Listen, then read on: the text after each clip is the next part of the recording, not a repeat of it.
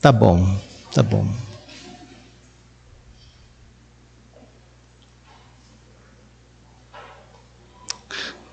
Vamos orar por elas.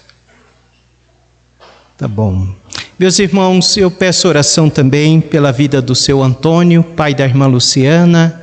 Ele teve um AVC, mais um AVC esta semana, está hospitalizado, internado, o estado dele é gravíssimo.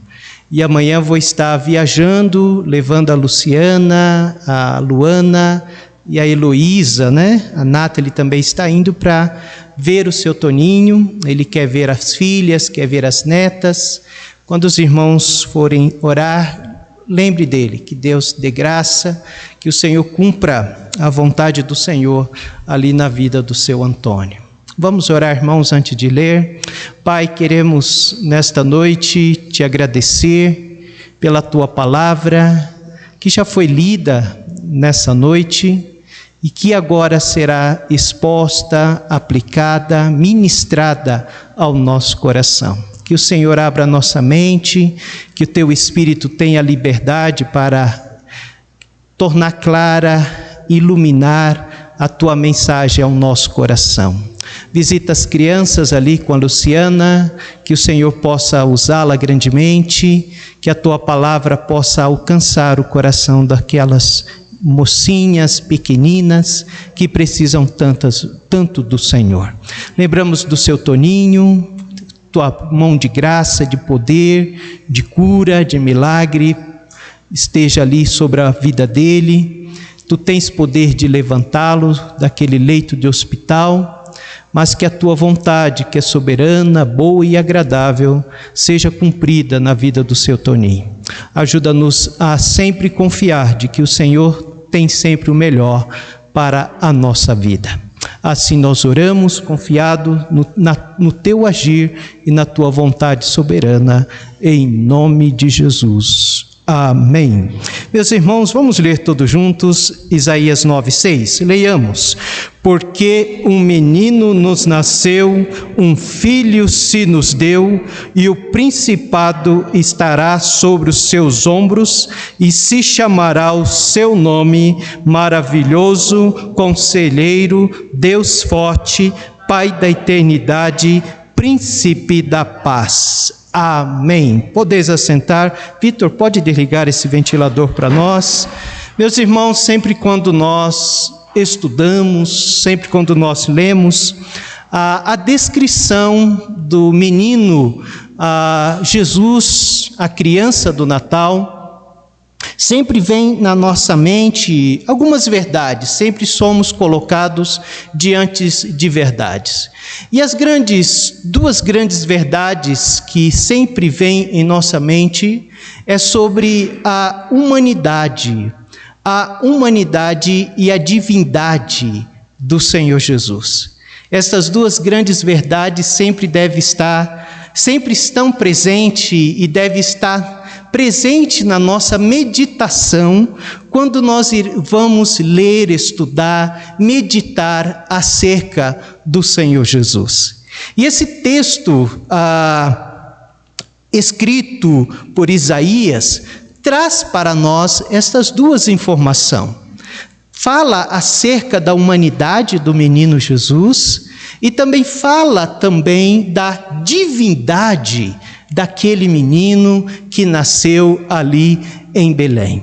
Veja o versículo como que se dá falando sobre a humanidade de Cristo. Diz, porque um menino nos nasceu, um filho se nos deu. Note que o Deus eterno aqui, meus irmãos, foi um menino que nos nasceu. Mas esse mesmo Deus eterno, Ele é o Deus criador de todas as coisas. Ele é o Filho que nos foi dado, o Filho que foi enviado pelo Pai. E olhando para a palavra de Deus, nós vamos encontrar várias descrições da humanidade de Cristo. E uma que nós conhecemos bem e que fala muito sobre esta humanidade é Filipenses 2. Filipenses, Paulo escrevendo à igreja de Filipe, ele vai dizer que, sendo em forma de Deus, não teve por usurpação ser igual a Deus, mas aniquilou-se a si mesmo, tornando a forma de servo, fazendo-se semelhante aos homens, e achado na forma de homem, humilhou-se a si mesmo, sendo obediente até a morte e morte de cruz.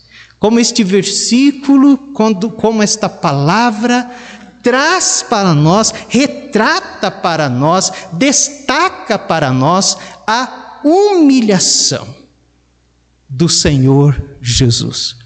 A humilhação que ele se submeteu. E quando nós olhamos para esta submissão, esta humilhação do Senhor Jesus, ela foi necessária. O fato dele ter que se tornar homem foi necessária para a expiação dos nossos pecados. Se Jesus não se tornasse homem como nós, os nossos pecados não poderiam ser pagos na cruz do Calvário. Não tinha outro jeito. Foi necessário. O Verbo eterno deveria se fazer carne. O Verbo eterno deveria vir e habitar entre nós. Isto aconteceu no Natal. Lucas capítulo 2, 11 diz: pois na cidade de Davi vos nasceu. Vos nasceu já fala da humanidade, porque um Deus, ele não nasce. Um Deus é eterno, o Deus é soberano, mas na cidade de Davi vos nasceu a humanidade. Hoje o Salvador, que é Cristo, o Senhor, a sua divindade. Ele nasceu, mas ele é Senhor. A Bíblia vai nos dizer que não bastava ele nascer de forma de homem. Ele também deveria nascer na forma de homem pobre. Homem humilde, desprovido de qualquer luxo, desprovido de qualquer conforto.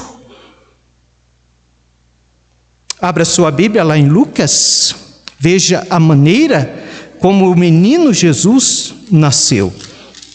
Lucas capítulo 2, versículo 12. A palavra de Deus vai nos dizer que ele não vai nos dizer, na verdade, que Jesus, ao nascer, foi envolvido em linho fino, não foi envolvido nas melhores peças de roupas ou melhor pano daquela época, mas Lucas 2,12 vai nos dizer: e isto vos será por sinal, e achareis o menino envolto em panos, deitado numa manjedoura. Não panos finos, mas panos baratos. Panos baratos, panos simples. E ele não estava deitado em um berço esplêndido. Pelo contrário, além de ser envolvido em panos baratos, ele foi deitado em uma manjedoura. Ele se tornou homem, e homem pobre. E por que ele fez isso? E por que Deus determinou isso? Para que ele pudesse alcançar todos. Os pobres desprezados, assim os pastores é um exemplo disso, uma profissão simples, homens comuns, foram alcançados por esse menino Jesus, assim também como os ricos, demonstrado nos sábios do Oriente. Assim como aqueles pastores foram alcançados, os sábios que saíram do Oriente com as suas dádivas, ouro, incenso e mirra, também foram alcançados pelo Senhor Jesus Cristo. Interessante que os ricos podiam ir até a manjedoura, os ricos poderiam ir até o Jesus, mas se ele tivesse nascido em um lugar de destaque, num palácio, os pobres não poderiam ser recebidos lá. Os pastores não poderiam chegar lá. Os pastores não poderiam e os humildes não poderiam chegar até o menino Jesus. Ele foi um menino que foi humilhado na forma de Deus, ou melhor, na forma de servo, para alcançar todos os pecadores. Todos os tipos de pecadores, de todas as classes. Todos têm acesso ao Senhor Jesus Cristo. Louvado seja Deus. Mateus 1:21 diz: e ela terá um filho, e você lhe dará o nome de Jesus, pois ele salvará o seu povo. Todo o seu povo, tanto os pobres quanto os ricos, o seu povo, independente de classe, dos seus pecados. Os pobres, os ricos, os grandes e pequenos, os servos, os livres, todos podem ir até Jesus. Louvado seja Deus, amém, meus irmãos? E ele, ao chegar até ele compreende todos. Ele compreende todo, ele conhece todos. Ele sabe a necessidade de todos. Ele entende todos. Ele veio para todos. E ele quer alcançar todos. Ele convida todos. Ele diz: vinde a mim, todos vós, que estáis cansados e oprimidos, e eu vos aliviarei. Ele veio para todos. Todos aqueles com seus dilemas, todos aqueles com seus anseios, todos aqueles com as suas lutas internas, sejam pobres, sejam ricos, sejam grandes ou pequenos, ele veio para todos. E não somente para todos, ele veio para o todo, totalmente. Ele conhece o homem totalmente, ele te conhece totalmente. Não há nada na sua vida que ele não conheça. Ele veio para o todos e ele conhece-nos todo e totalmente a nossa vida. Louvado seja Deus. Todos podem conhecê-lo, todos podem usufruir das suas bênçãos, todos podem servi-lo, todos podem adotar a atitude humilde da camponesa Maria, uma mulher humilde. Maria disse: eis aqui a serva do Senhor, cumpra-se em mim segundo a tua palavra. Aquela mulher humilde estava disposta a servir o Senhor. Aquela mulher humilde estava disposta a dedicar a sua vida ao Senhor. Assim como ela, também Nicodemos, o rico Nicodemos, ou José de Arimateia, todos esses homens eram bem de dinheiro, e todos esses também foram alcançados pelo Senhor Jesus. Ele veio para todos. Louvado seja Deus. Assim a palavra se fez carne e osso e habitou entre nós, cheio de graça e verdade. João vai dizer: e vimos a sua glória, como a glória do unigênito do Pai. Graças a Deus. Esta é a humanidade do nosso Senhor. Ele conhece o que é ser homem. Ele conhece o que você passa. Ele conhece ele sabe o que você precisa. Ele se fez homem como nós. Louvado seja o Senhor. O que você precisa nessa noite? O que a sua humanidade tem necessitado? O que o seu coração necessita? Jesus Cristo pode suprir. Jesus Cristo pode fazer o que Ele bem entende, conforme a sua vontade soberana, em sua vida e na minha vida. Mas o texto também vai dizer não somente da humanidade, o texto vai falar da sua divindade. Volta lá para Isaías 9:6.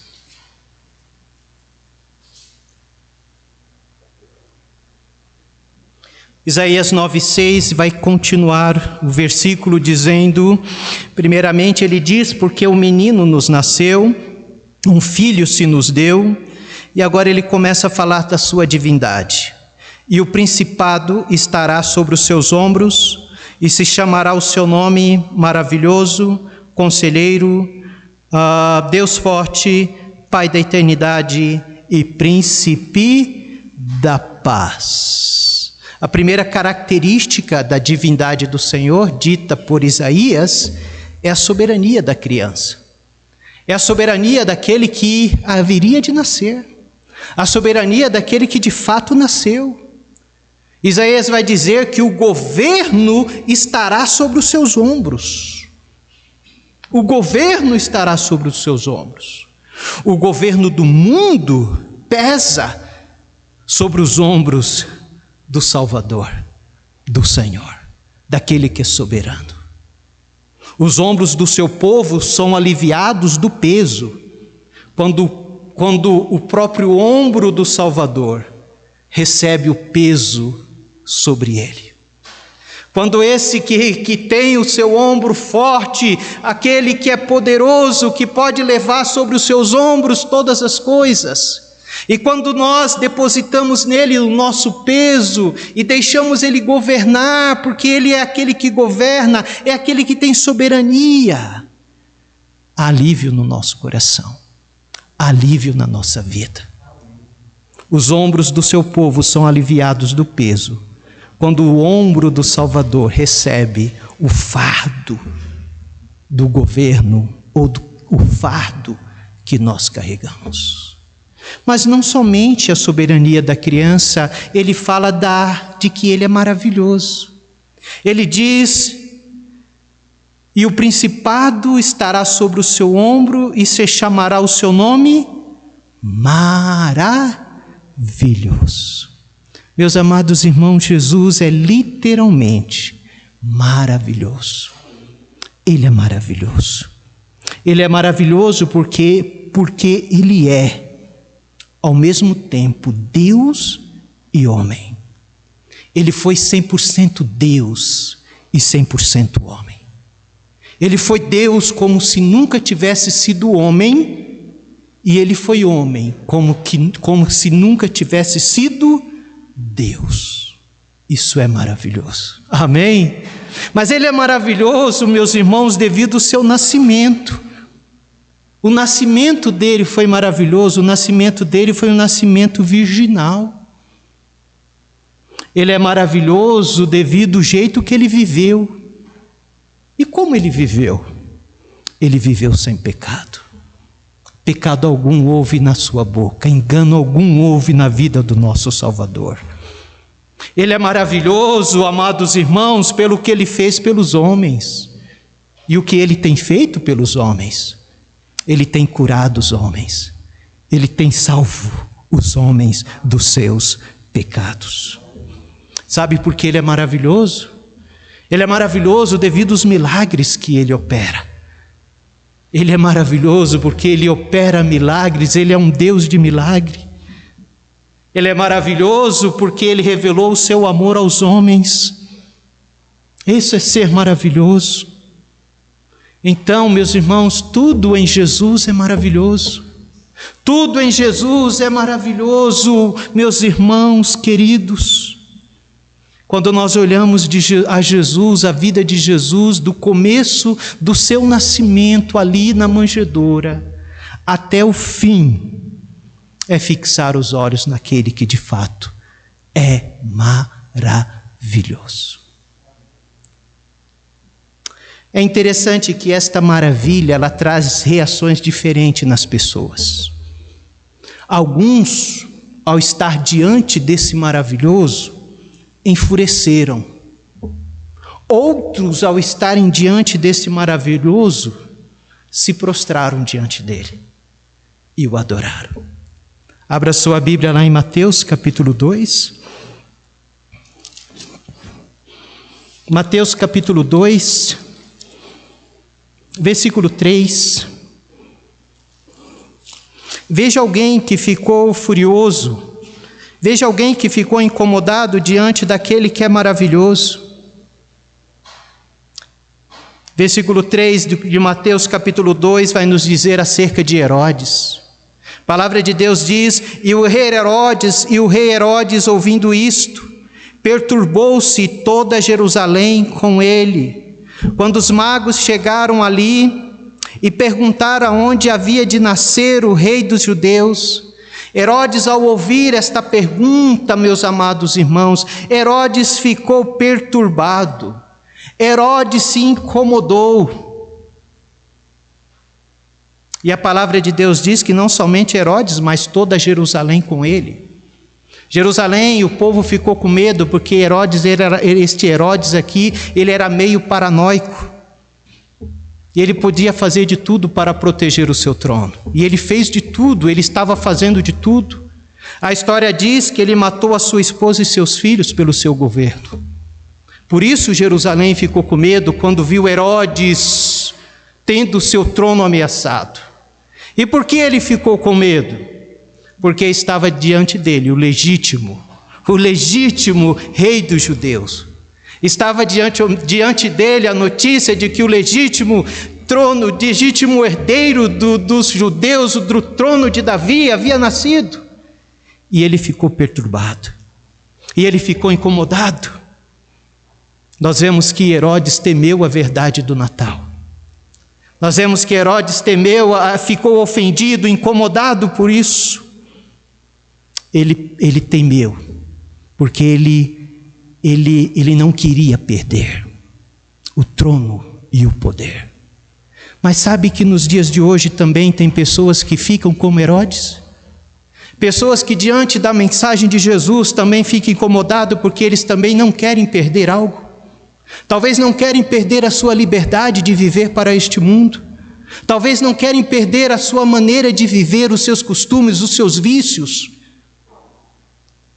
Muitas pessoas ficam incomodadas, como Herodes diante de Jesus. Porque para servir Jesus é preciso uma mudança de vida. Na verdade, é preciso se entregar a Jesus e permitir Ele fazer esta mudança de vida. E muitos, como Herodes, se sentem incomodados porque não querem perder. Será que há pessoas assim hoje à noite aqui? Pessoas que têm corrido da presença de Jesus porque não querem perder. Não querem perder a sua liberdade, a sua maneira de viver. Não querem abrir mão das suas práticas pecaminosas. Mas não só houve a reação de Herodes. Veja o versículo 4, versículo 5. Diante do maravilhoso. Versículo 4 diz do capítulo de Mateus, meus irmãos. Mateus capítulo 2, versículo 4, versículo 5, diz: E congregados todos os principais sacerdotes e os escribas do povo, perguntou-lhe onde havia de nascer o Cristo. E eles lhes disseram: em Belém de Judeia, porque assim está escrito pelo profeta. Meus irmãos, veja a reação dos escribas. É interessante aqui que esses homens passavam o tempo todo estudando a lei do Senhor. Esses homens passavam o tempo todo memorizando, debatendo as Escrituras. E eles estavam desapercebidos acerca do nascimento de Cristo. Eles estavam desapercebidos de que de fato Jesus já havia nascido. O que estava acontecendo com esses homens? Talvez esses homens estavam tão ocupados que ignoraram a verdade do Natal. E nós podemos estar assim também. Nós podemos estar tão ocupados como esses homens, talvez ocupado com a letra, talvez ocupado com coisas deste mundo, talvez ocupado com as coisas passageiras, e não estamos apercebidos de que Jesus nasceu, de que a salvação veio para nós.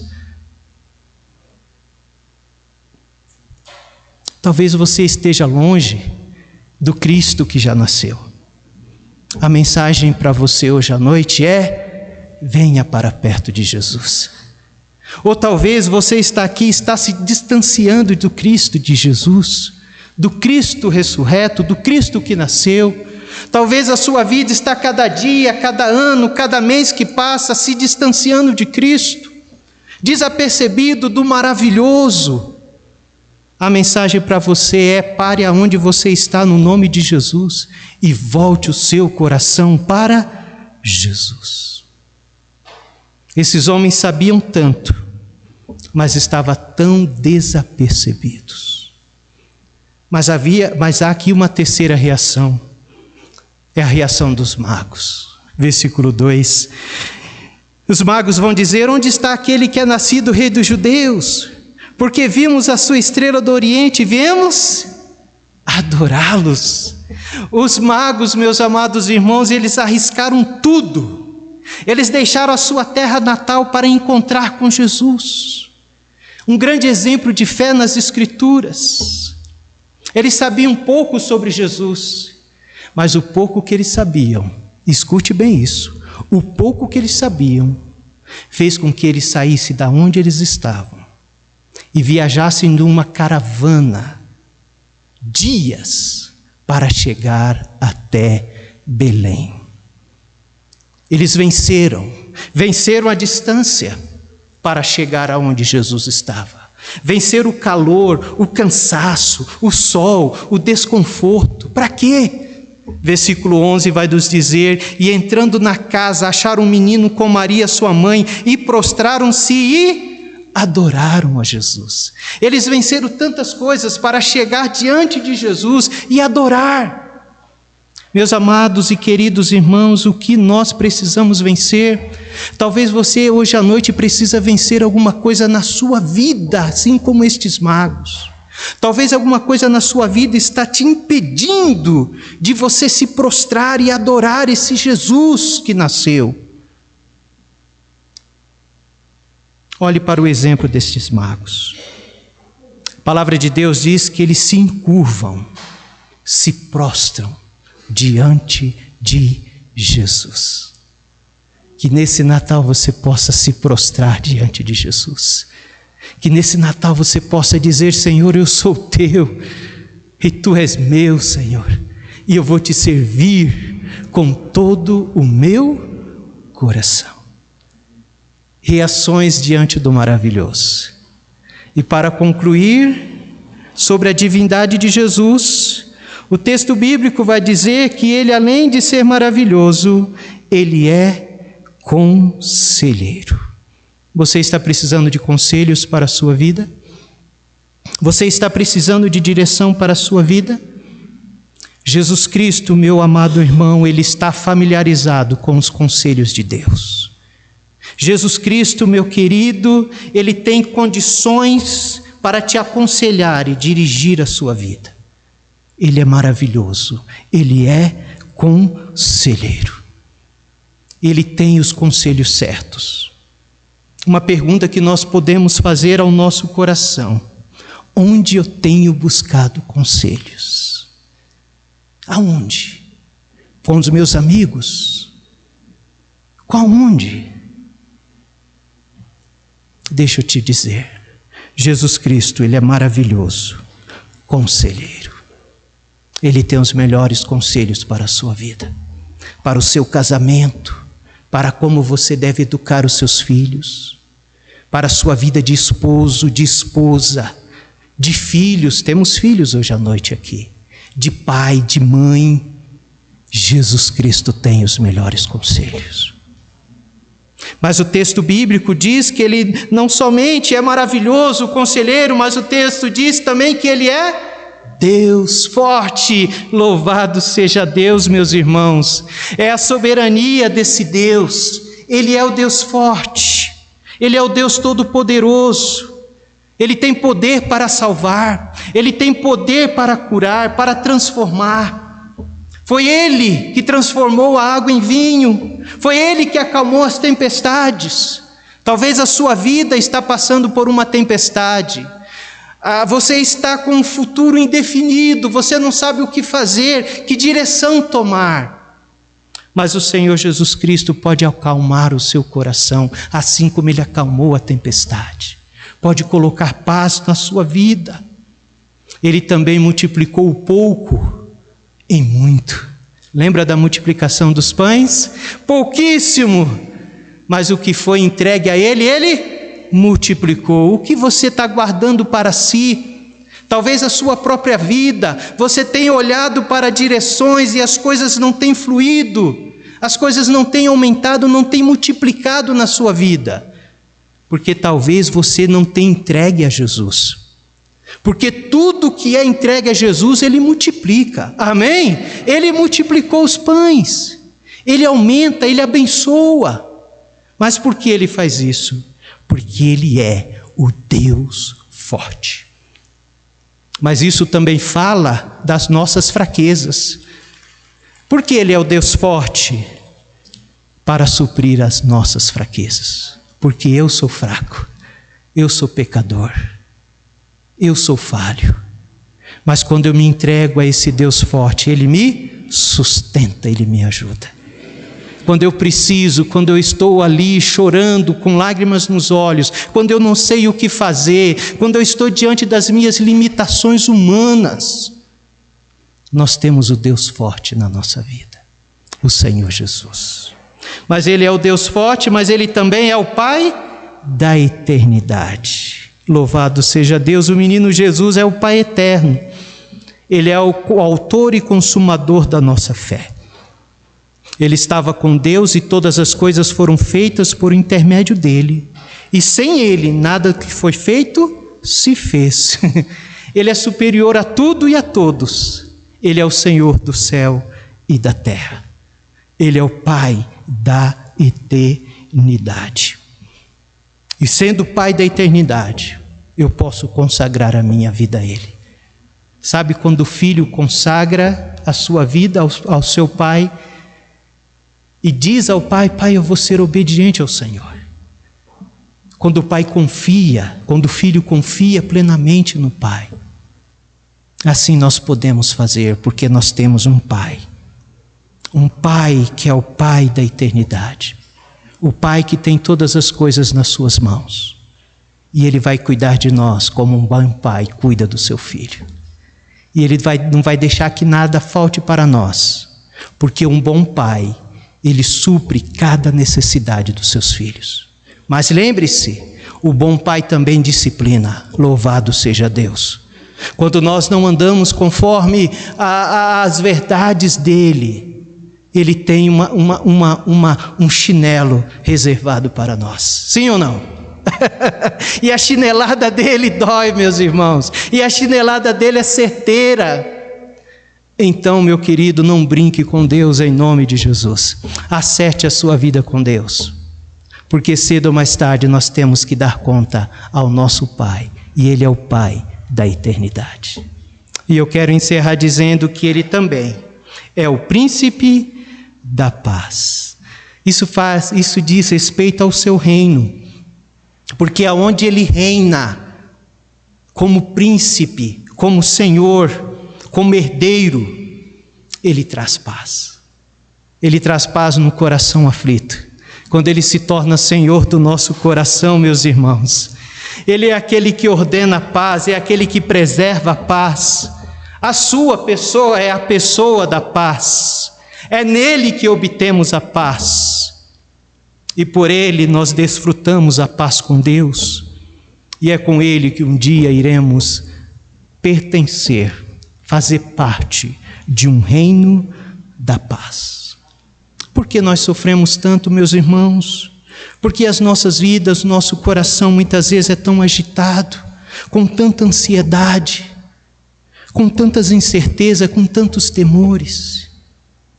Entregue a sua vida ao príncipe da paz e deixa Ele reinar no seu coração. Deixa Ele dominar a sua mente, o seu ser. E a paz de Cristo, que excede todo entendimento, dominará os vossos corações, as vossas mentes e corações. É essa paz que Ele pode trazer, uma paz que não é ausência de problemas. Ele não prometeu para nós que nós não iríamos ter problema. Ele diz: no mundo tereis aflições. Nós teremos aflições, nós teremos lutas. Mas em meio às aflições e às lutas, eu posso contar com a paz de Deus no meu coração, a paz de Cristo no meu ser. Então entregue e consagre a sua vida ao Senhor. Ele é aquele que nasceu. Ele é o menino que se fez carne. Mas Ele também é o Deus eterno. Que Deus nos abençoe. A soberania, o governo está sobre os seus ombros. Pare de carregar fardos e deixa Ele governar a sua vida. Talvez há algo pesado que você tem carregado há muito tempo. Deixa Ele carregar para você. Hoje à noite entregue a Ele este fardo. Ele é o maravilhoso. Meus amados irmãos, não há nada sem graça e sem vida em Jesus. Tudo é maravilhoso. Tudo é maravilhoso. Ele é o conselheiro. Está precisando de sabedoria? Ele é o Deus forte, o Deus poderoso para executar a vontade dele na sua vida. E a vontade dele é boa, perfeita e agradável. Ele é o Pai eterno. Ele é superior a tudo e a todos. E por último, Ele é o príncipe da paz. Ele é a nossa paz. Que Deus aplique a sua palavra na nossa vida. Que nesse Natal você possa andar com esse Cristo. Lembrando de que Ele é Deus, sim, Ele é Deus. E todos esses atributos, estas capacidades, tudo o que Ele é, Ele está disposto, Ele está aberto para te ajudar, te sustentar, te orientar. Mas Ele também se fez homem.